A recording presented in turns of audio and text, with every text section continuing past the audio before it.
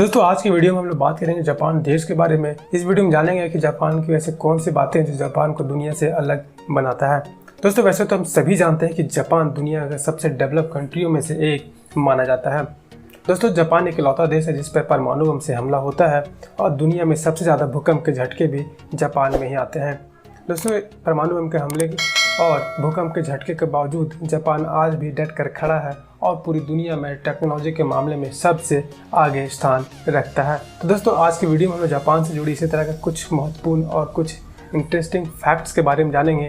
दोस्तों जानने के लिए वीडियो के साथ आप बने रहिए और इस वीडियो आपको अगर अच्छा लगे तो वीडियो को लाइक और शेयर जरूर करें और इस तरह के वीडियो देखने के लिए चैनल को सब्सक्राइब जरूर कर लें। तो आइए जानते हैं जापान देश के बारे में कुछ इंटरेस्टिंग और इम्पॉर्टेंट फैक्ट्स। दोस्तों जापान की राजधानी टोक्यो है और यह लगभग 6000 से अधिक द्वीपों यानी आइलैंड से मिलकर बना है और इसकी अगर पॉपुलेशन की बात करें तो इसकी पॉपुलेशन लगभग 12.5 करोड़ है और यह पॉपुलेशन के हिसाब से दुनिया का 11वां सबसे बड़ा देश है। और दोस्तों जापान लगभग 73% हिस्सा पहाड़ों से घिरा है, यानी कि वहाँ पे लगभग 27% हिस्सा ही वहाँ के काम का है जहाँ पे कृषि उद्योग और रहने लायक जगह बचता है, यानी 73% हिस्सा किसी काम का नहीं है। दोस्तों जैसा कि मैं आपको बताया था कि जापान में लगभग हर एक साल 1500 से ज़्यादा भूकंप के झटके आते हैं।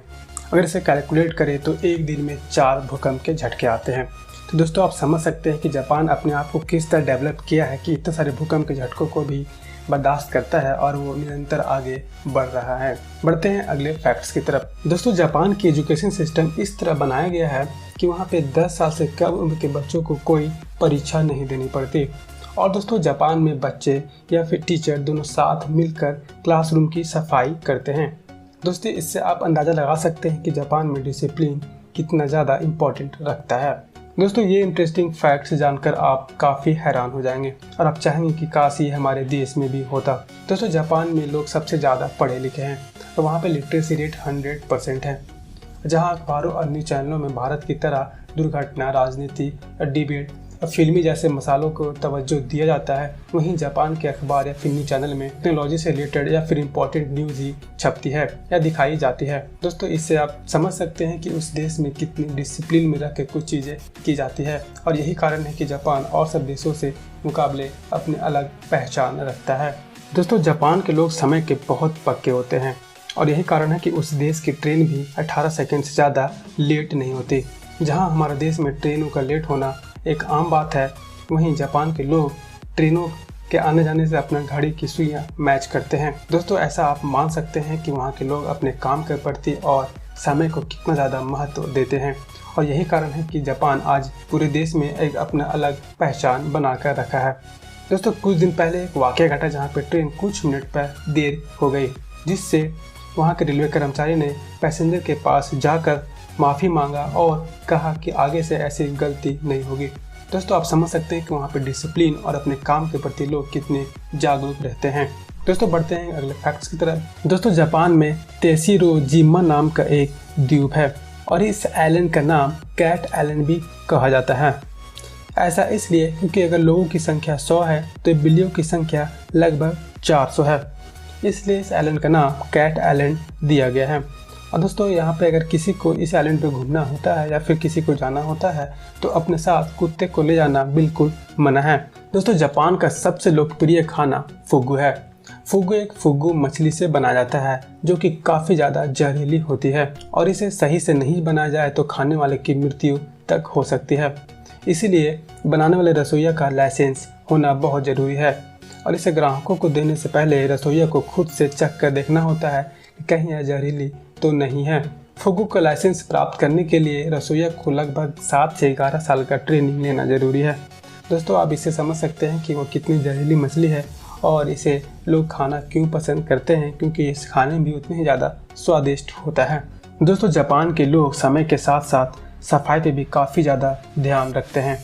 आप इस बात से अंदाज़ा लगा सकते हैं कि कुत्ता पालने वाला हर एक जापानी नागरिक जब भी कहीं कुत्ते को बाहर घुमाने ले जाता है तो अपने साथ में एक विशेष प्रकार का बैग रखता है जिसमें कुत्ते का पॉटी या फिर मल को जमा रखता है। और ऐसा जापान के देश में नियम है कि आप जब भी कुत्ते को बाहर ले जाएं तो उसे बाहर आप गंदगी नहीं करा सकते और इसका ख्याल वहाँ के नागरिक भली भांति रखते हैं। दोस्तों जहाँ पूरी दुनिया में तरबूज गोल शेप में बिकता है, वहीं जापान के लोग कृषि में आए दिन नए नए आविष्कार करके जापानी लोग चकोर तरबूज की खेती करते हैं और पूरे विश्व में सिर्फ चकोर तरबूज जापान में ही उगाया जाता है। जी दोस्तों, हर एक देश में कुछ शुभ और अशुभ लोग मानते हैं। इसी प्रकार जापान के लोग 4 नामक शब्द को या फिर 4 संख्या को अशुभ मानते हैं। यहाँ के लोग 4 नामक शब्द का प्रयोग कहीं नहीं करते और यहाँ पे बनी इमारत 3 मंजिल के बाद चौथी मंजिल को 5वीं मंजिल मानते हैं। दोस्तों, ये जानकर आपको भी काफ़ी अच्छा लगेगा। जी हाँ दोस्तों, जापान में प्रेमी जोड़ों का भी ख्याल रखा जाता है।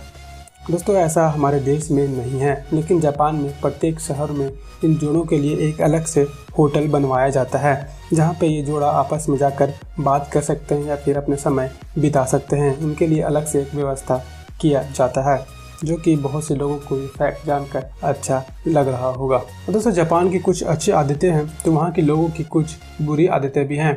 दोस्तों, जापान के लोगों की एक बुरी आदत यह है कि यह लोग विश्व में शिकार के लिए प्रतिबंधित व्हेल मछली का धड़ल्ले से शिकार कर रहे हैं और तथा इन्हें ऊंचे दामों पर जापान के मार्केटों में बेचते हैं, जबकि व्हेल मछली का शिकार करना, उसे मारना गैर कानूनी माना गया है।